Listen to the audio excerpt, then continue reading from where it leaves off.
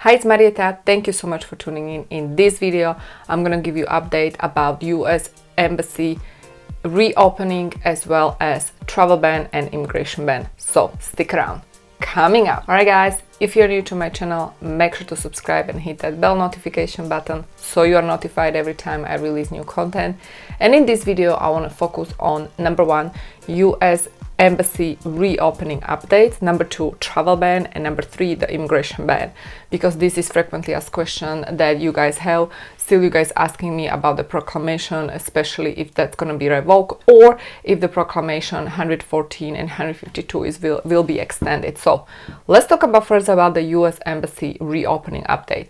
Many of you are actually sharing your concerns and comments, especially when it comes to visa processing times, the backlogs. Can I apply for my visa at the US Embassy? Here's the deal. Every single embassy, the way I see it, has a different, slightly different rules, even though in general there is the travel ban, right, that is in place, which was issued by President Biden on January 25th, which is travel ban, actually banning citizens of certain countries who spend at least 14 days in these countries. Most of these countries are the Schengen zone, European Union countries, as well as UK, Brazil, South Africa. So if you have spent last 14 days in these countries, right now, based on that proclamation issued by President Biden in January 25th, you cannot enter United States. However, here's the deal.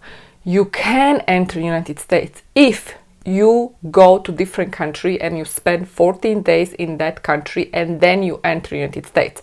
So let me give you an example. If you currently have a visa in your passport, right? For example, B visa, tourist visa, and you want to travel to US and you want to enter US under B visa or ESTA. What you can do, because you are from countries that are on the travel ban list, you can travel to different country, for example, Mexico, or any other country that is not included in the travel ban.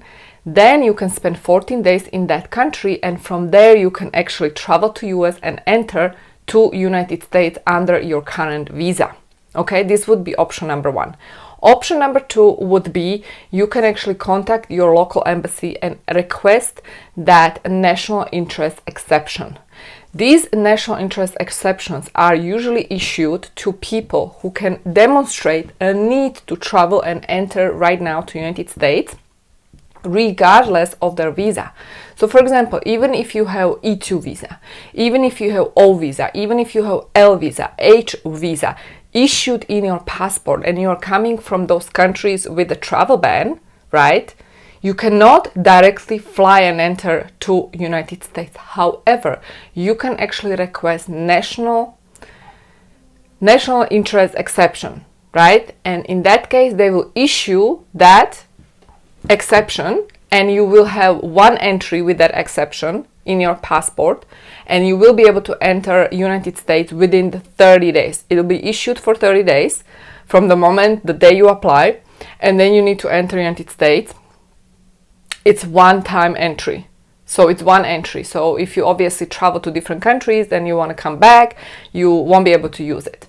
So this would be option for those who need to directly fly to United States without spending those 14 days in that other country that is not on the travel ban list. Okay, that's number 1 or number 2. Number 3.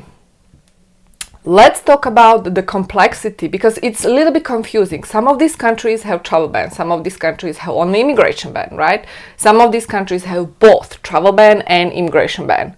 So for example, if you are from European Union and you, for example, need to get a new visa stamp in your passport, which would be L visa, because right now there is immigration ban in place, which will expire, is set to expire end of March 2021, you cannot apply for your L visa. However, if you are able to demonstrate exception within this immigration ban, then you can enter United States. So there are essentially 2 exceptions. One exception is actually applying for that just travel ban, right?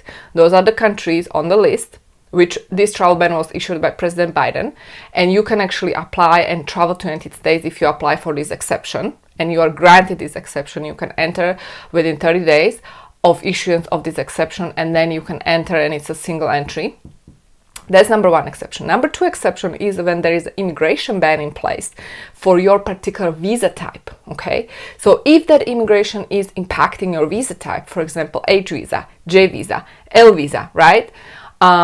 Then you need to actually request also exception to travel and have actually this visa issued to your passport. So in that case, you will have two exceptions. One is to be able to actually obtain this visa type before the expiration of current immigration ban, which is end of March.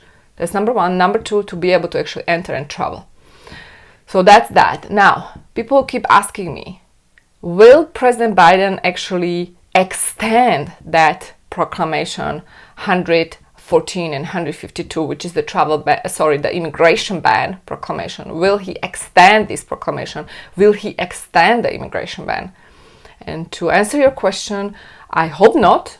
Obviously, many of you are waiting for that day when they can finally apply for their visas.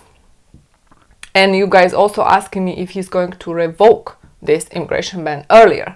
And I made a video 2 days ago where I did explain my opinion. So I will be linking the video here for you guys, where I actually did explain what I think.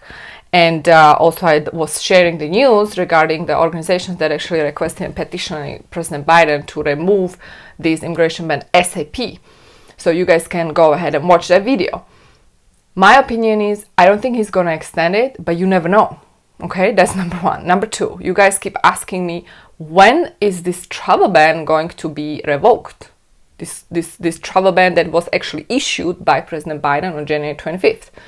And I guess it depends on the COVID-19 situation in European Union and so on. I don't know. We don't know when is that going to be revoked. But there are ways you can go around it, right? You can apply for the national interest exception, and you can also, if not that, you can actually travel to different countries, stay there for 14 days, and then enter United States with that visa. Now, people also ask me if visa embassies are resuming the routine visa services. Again, this depends on that particular embassy, because there are embassies that are actually issuing B visas, L visas, H visas. But again, keep that in mind that this is particularly applying to that exception I was talking about. And if you want to learn about those exceptions within the immigration ban, again, I will link the video here for you, because those are different exceptions than the exception concerning the travel ban, okay? So there are certain embassies that are actually issuing these visas. There are embassies who are not actually issuing B visas at the moment. So it really depends on the country, I guess.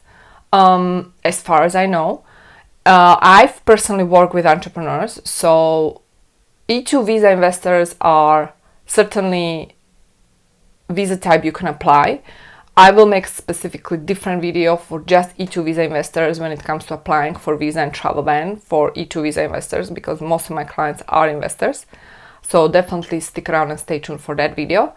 And if you have comment questions, absolutely welcome to leave your comment question below this video. And if you need to consult with me, what's your situation, what's your current status, you're welcome. If you need help, obviously, you're welcome to book a consultation. The link is also going to be below this video. So guys, if you're new here, again, welcome. Make sure to subscribe, hit that bell notification button, and stay tuned for my upcoming videos. See you soon. Bye.